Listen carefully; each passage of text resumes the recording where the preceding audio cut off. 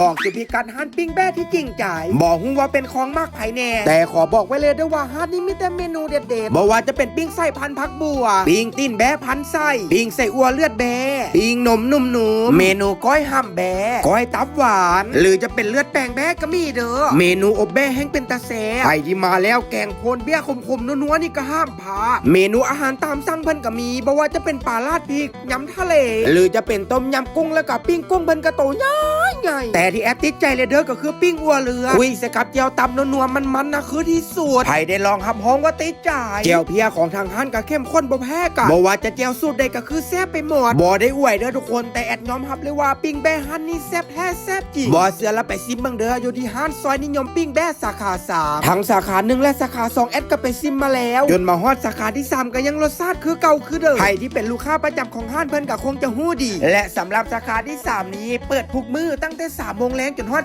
12 โมงกลางคืนฮั่นเพิ่นตั้งอยู่บ้านเสียงด่าเมืองไซเศรษฐาอยู่ใกล้ๆกับวัดเสียงด่าฮั่นเลยพากันไปลองซิมเบิ่งเด้อนักเลงตอน